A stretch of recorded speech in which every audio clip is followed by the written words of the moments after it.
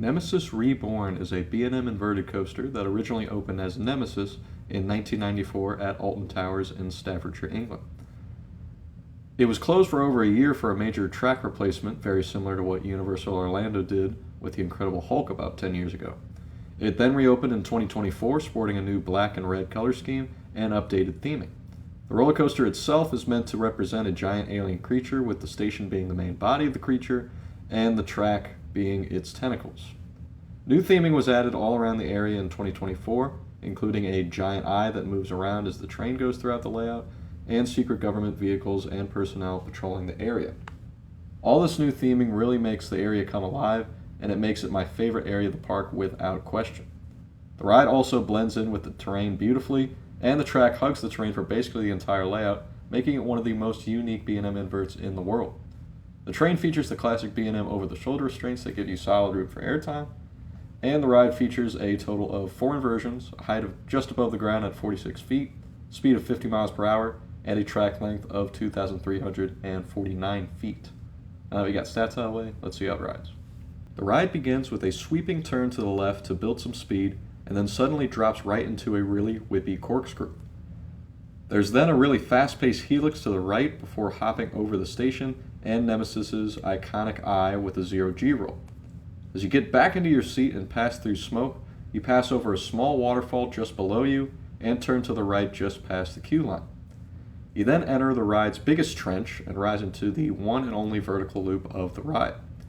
You then enter a small tunnel to the right after the inversion and emerge right over the ride's lift hill before diving again into another tunnel. You emerge into another whippy corkscrew and pass through one final tunnel filled with smoke before turning into the final break room. Overall, Nemesis Reborn is simply an iconic ride. So iconic that they basically built a clone of the ride right on top of the old one when its track length had expired, instead of building a completely new ride. I completely agree with that decision, and I'm glad I was able to ride the renovated version this year. I think all the upgrades they made improved the ride, except for possibly the track itself. It's still for the greater good to continue the ride, but I have heard the new track is rougher than the old track was.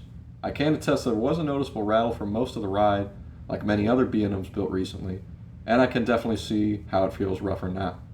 Now, it doesn't detract from the ride as much as other rides in the park, like the Smiler, but it is something to keep in mind before riding. Aside from that, the ride pretty much does everything perfectly, with the track hugging the terrain the entire time, and fantastic theming too.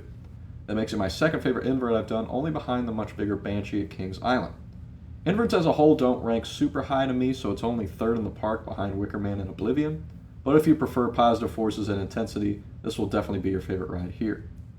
This ride doesn't feature a single rider line like many of the other bigger coasters here, but the line is really good for off-ride shots of the vertical loop especially, and to see the other theming throughout the ride. This is quite possibly the most iconic roller coaster in the country, and it should absolutely be a must-do when visiting Alton Towers. Be sure to subscribe for more content, be on the lookout for more coaster reviews and other theme park videos in the near future.